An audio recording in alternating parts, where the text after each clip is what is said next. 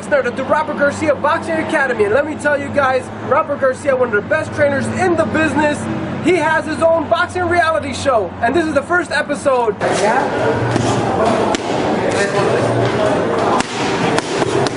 When Robert Garcia arrived at his gym, he received a letter that he would much rather not get. It was from a former fighter, locked up in jail, facing 50 years to life without the possibility of parole. What says in the letter? He thinks I don't remember. He says, "It's me, Alex Compian. I used to train at the gym with you. The reason I'm writing is to tell you, thank for everything you've done for me in the past.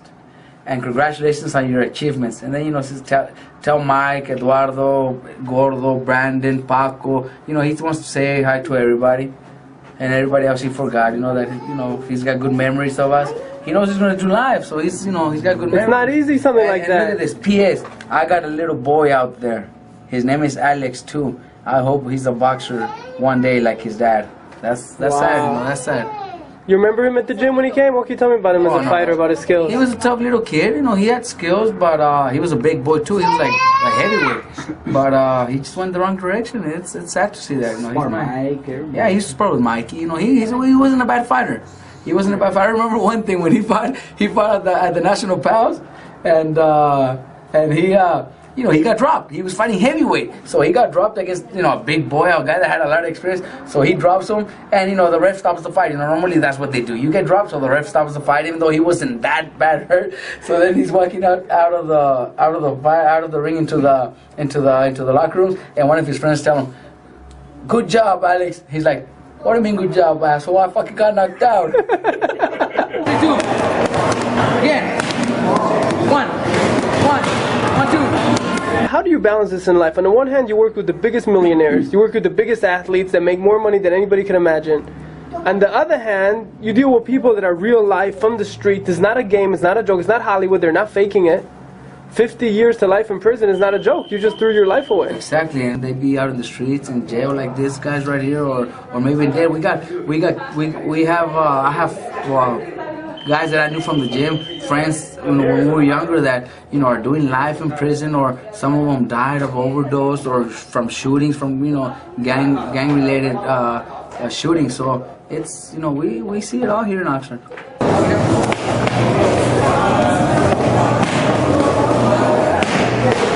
Did it surprise you that out of everybody on the planet, he decided to write you from prison? Exactly, that's right. Because like he says, he wants us to know that he loves us, and that congratulate for. He felt at home here.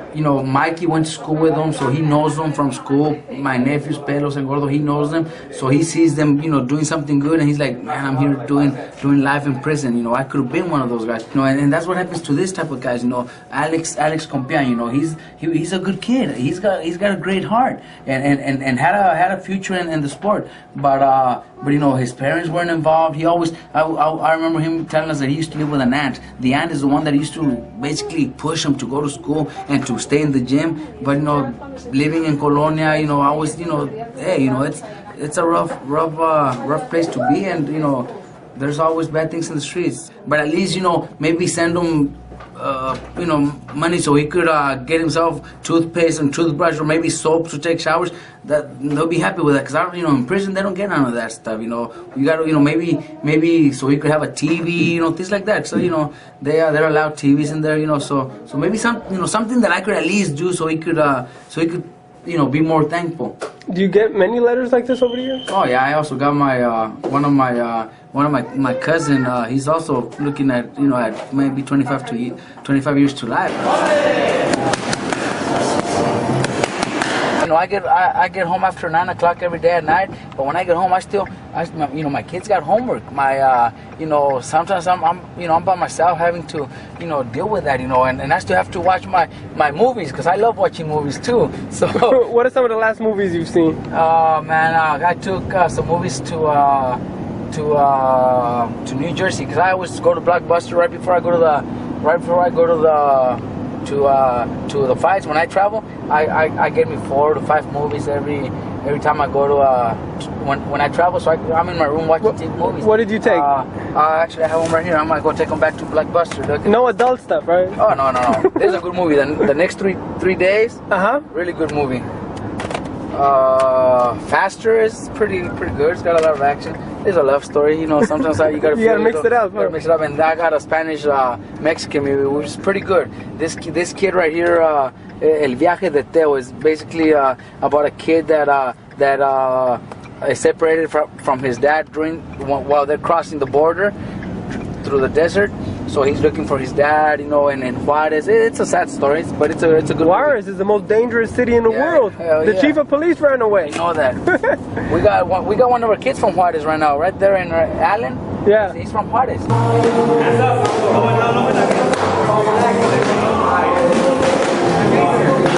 Where are we right now? Can I walk the streets at night, or do I need an escort? Well, not right here, but when you're in Colonia, you might, yeah. Especially, you know, well, you know what? You coming in with a hat and like that, they'll probably think you're in there looking for some crack or something. So they might approach you to sell me something. Exactly, that's what they'll do. They'll try to sell you something, and but why do I have to do crack? Why can't I do cocaine like Charlie Sheen? You're white.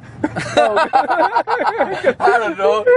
Because right now here, if you go to Colonia and you're looking for drugs, you're looking for crack. You're looking for crack. That's a drug of choice. Yeah, that's something that it's a big drug here in Oxnard. You know, a lot of people do that. You know, it's sad. It's sad, but yeah, it have to be crack. So far this year has been amazing for you. Nonito Donaire, you made him pound for pound list. Brandon Rios, you made him a champion. Mikey Garcia, 25-0, 20 knockouts, and he's in a position. 21 knockouts. 21 knockouts, sorry, and he's in a position to win a title. Tell me about Mikey's fight. Well, you know what? We always said, that we're not rushing Mikey. He's got 25 fights. Maybe it's time.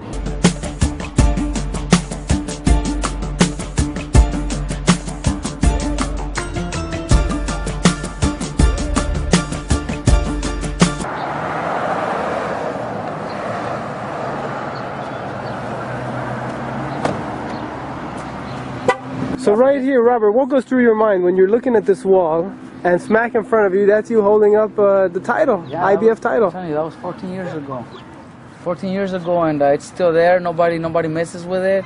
You know, it's a nice drawings right here. You know, all the kids respect it. They don't mess with it. You know, that's just the rule. You know, because the gangs have meetings also, and one of the meetings is don't mess with the wall.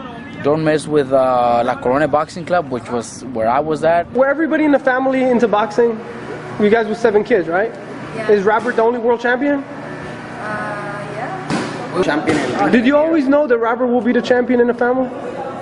No. Thought about it. Why not? I never thought Robert would be a champion in the family. You didn't even know. I didn't even know he was a champion. When I came to his gym, to his house the first time, like, hey, fool, whose belts are those? Who do you train? He goes, those are my belts. I'm like, you used to fight? Oh, shit. I never knew this guy used to fight. That is true. Who said you're not fast? WBC youth champion of the world. And what do people say when you show them that? They're like, why didn't you continue? And what do you say? I fucked up. People don't understand how much boxing can affect a kid, how much being in a structure. A lot of parents ask me, you think my son has a chance in boxing to become world champion? And I say, you know what? Just by him being here, he's already a champion. Because a lot of kids out in the streets, get into drugs, get into gangs, and don't do good in school. So just having him here and not out in the streets, you should already be proud of it and already be happy. Don't expect him to become a world champion, because that happens very few times, but not to everybody. But as long as he's here already, that's already a winner right there. So he, they should be proud, because a lot of parents are like, well, if you don't think he has a chance, I'll take him out of boxing. I said, don't do that. If he loves to come to the gym, then bring him to the gym. Even if he doesn't ever win a fight, who cares? He's already a winner being here in the gym. Look, there you have it, episode 1 of the Robert Garcia reality show. Stay tuned for more. You won't want to miss it. This is the best reality show, the first reality show ever done about a top-notch boxing trainer. Stay tuned. For ESNewsReporting.com, I'm Elie Sekbak reporting.